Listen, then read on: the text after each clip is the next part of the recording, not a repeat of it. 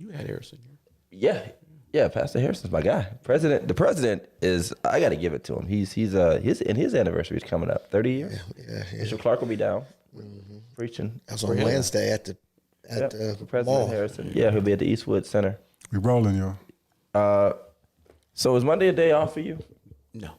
You mean pastoring? Yeah. No. From a pastor perspective. Well, You'll I learn. try to take Monday off. You'll learn one day. I do little on Mondays, but we have in-person Monday night prayer. So God bless you, man. I know. Let the saints pray. Amen. Just tell them to put your name on the altar. Like, I didn't believe it. I was like you once. I was like, nah, the Lord called me. Yeah. And after a while, man, them Sundays wear you out so bad. Yeah, they do. They do I it to still you. work secular. Yeah. It's tough. I'm learning. Yeah. We have to, because our bodies start to feel it. And then it's like the rest of life isn't breaking down. Right. I mean, you still got stuff. And I'm talking like everyday stuff. Like we was working on the basement this weekend with the different things going on with that. And it'll wear you out. And family. Yes.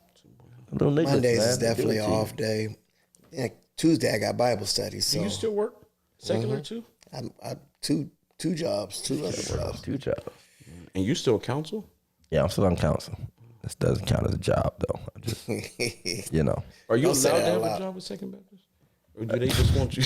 Technically, no. They you like do a having lot a of full-time funerals. minister. Oh yeah, they listen. The time I exploited when I was working for the state, slipping out and doing funerals and coming back.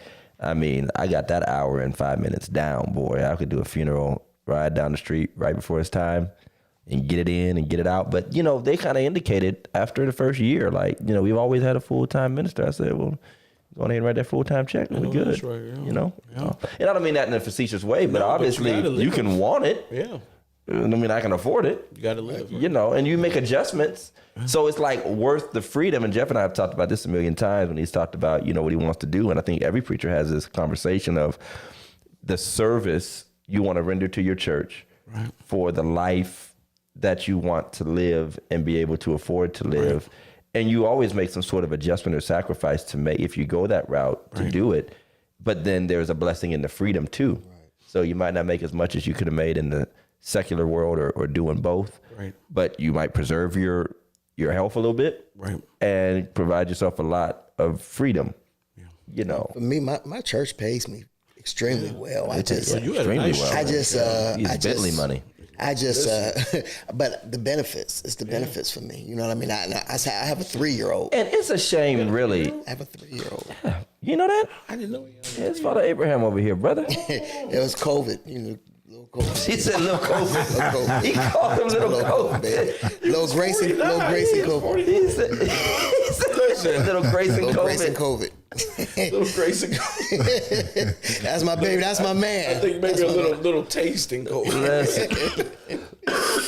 But yeah, I mean, you and had a 3-year-old. Wow. But you know what? That's probably one of the unspoken things a lot of people don't speak about, what you just said about the benefits, is that because of the craziness of healthcare costs, what churches used to be able to afford for pastors, they can't do because it's so astronomical that you can't afford family, because that will cost more than or as much as the salary that they're trying to, bless you with. So that's a conversation every which way you go.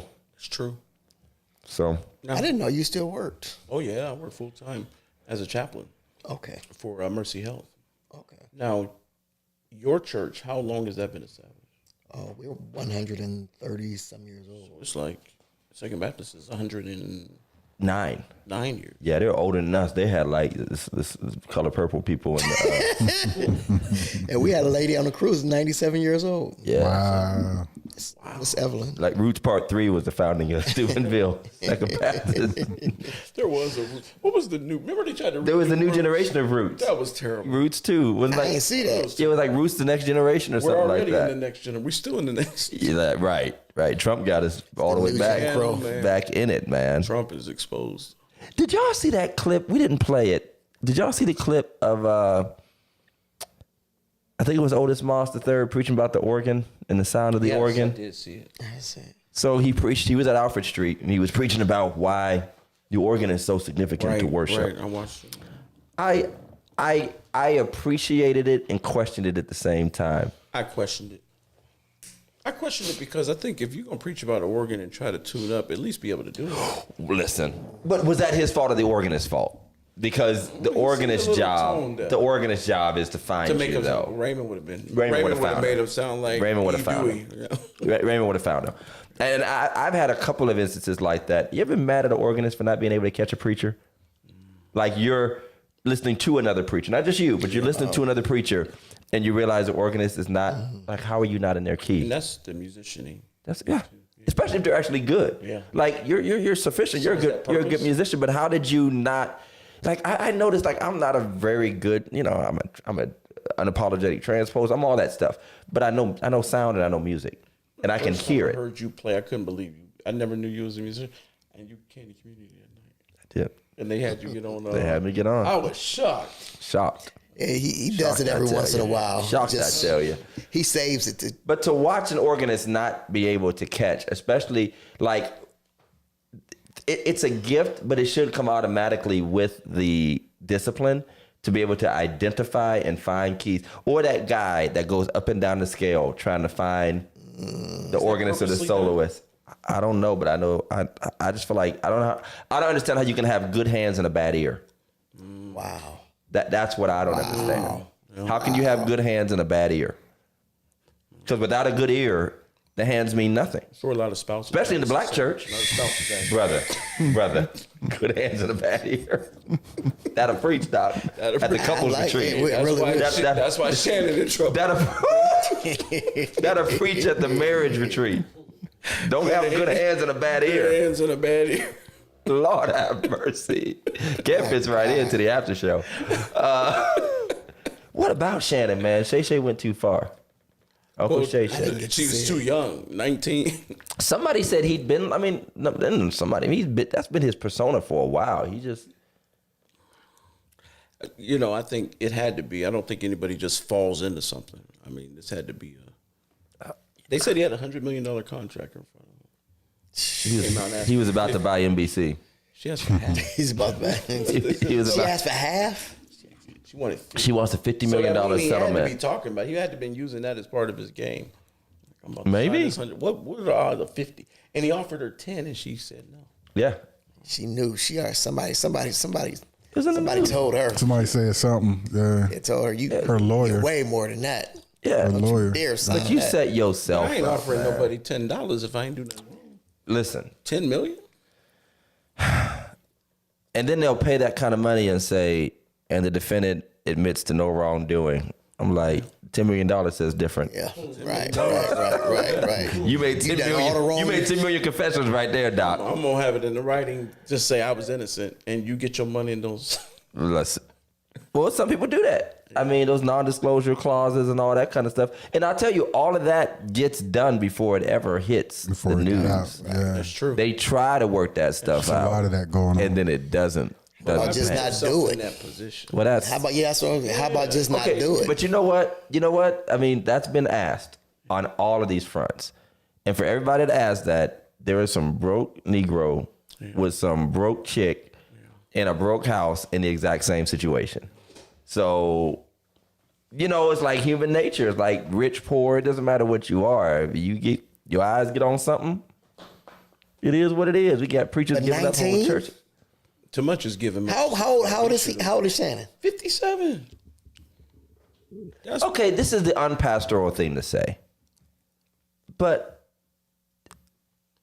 there's got to be a complex going on with you if you are that dude, but you're still not that dude. right. You should be able to get whatever you want for free. Right. Right. I'm just saying. You should be able to get that lifestyle you want to live.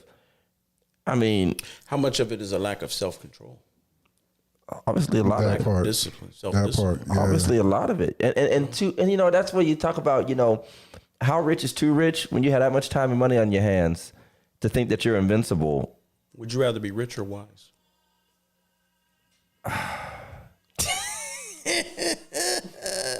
Did he go with the Keith? Whose phone is that? Feel like you're ready? You might be young. You might be young, but you're ready. That's what Shay said. You might be young, but you're ready. Would I rather be rich or wise? Man, I mean, we all know that the pastoral answer. But I feel like I could buy a good financial advisor and a life coach. I could buy a life coach, a PR person. Can't buy no common sense though. A security guard. But, rich people will be having all that and still be screwing up. It's true. So, I mean, I want you. These people have a whole If team. you're wise, you can make money and know how to keep it and not put yourself in a situation like that. I think there's a lot of wise broke folk too, though, because life and systemic, factors just keep them from having opportunities to exercise their Financially, wisdom. bro. Yeah. Yeah, I mean, in a lot of ways. I just feel like there's disadvantages to people, even if they have wisdom, that... Useless wisdom.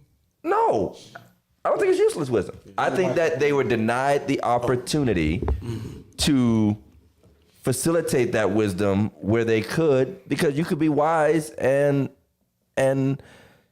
robbed of opportunities and, subject to systemic injustices. I mean, that's half of our parents and grandparents. They weren't dummies. Why is it mostly our people, though? Our athletes, our musicians, our actors. Well, first of all, there's a lot of them too. We're not. That's exposed. We're not slick enough to not get exposed. Right. Number one. Right. Black people. I know we got to go because we're only doing this 15 I minutes. just think a lot of them have that Superman complex, man. People, P. Diddy, there was You no can't way touch he me. thought he, Right. he thought he was untouchable. R. Kelly. I mean, when you call yourself the Pied Piper, But you're surrounded by people who are calling you that too. And you've gotten away with it for so long. Yeah. I think that there is a complex around African Americans that we are louder and bolder and more reckless. And it's a part of our persona when it's good, but when it's bad, it's really bad. And I think a part of it does come from trauma. It comes from, systemic lack, historic lack. You finally get something, you're not used to having. He's been Shannon. Hey, you wait till he's 57 to do it. Yeah, but how many? But he hasn't been this guy at this level That's before true. a few years. I mean, but I think Who was Shannon Sharp 8-9 years ago? Really, true. just another talking head. But that's the thing, though. I think that so often when it does happen, that's when that trickle down effect begins, and other people start coming out the woodwork, and they say he been doing this. Yeah, he has done this been. a long time ago. He been doing it. We just didn't know. He wasn't big enough for us to care. right. That's the thing. that part. He wasn't big enough for us to care. He was just another talking head. But I believe that there's a complex that we just can't seem to shake. But at the same time, we are often focused in on the ones who do it wrong and get all the press, just like preachers. Yeah. When there's how many NFL players you never hear about? Right. How many commentators and Hollywood stars that are just going about their business? And even if life doesn't go on great for them, they get a divorce, you get a divorce. Yeah. It's not whatever. Yeah. But I feel like, he embraced this Uncle Shay Shay stuff and became like this personality even beyond his commentator stuff and beyond the ESPN or Fox News stuff. And I think it went to his head. And it's a sad thing to watch it go to somebody's head pushing 60. Yeah. Successful sin is a dangerous thing. Yeah. But if you notice the way he be talking on that show with him and Ocho, and they talk about women. I It mean, is real ratchet. Yeah. Yeah. I mean, he That's a would go whole other like, side of him. yeah. So And there's people that celebrate it. But here's the thing. Nobody was really turned off from them for that.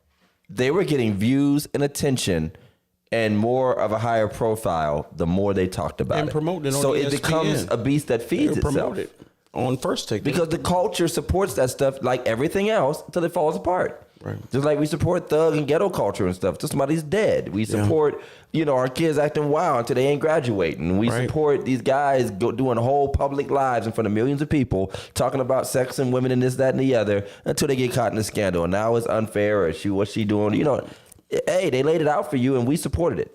Yeah, Made him famous. That's a good point. Nobody said, Shannon, get back to talking about sports. Right. You notice that? Nobody said, Shannon, we don't want to hear this. Get back to talking about sports. Bunk the interviews with the stars and the Moniques and the comedians. Get back. No, we said, hey, if you can get more folk to open up and talk crazy and you talk crazy back to them, then you got people going back and forth doing whole interviews.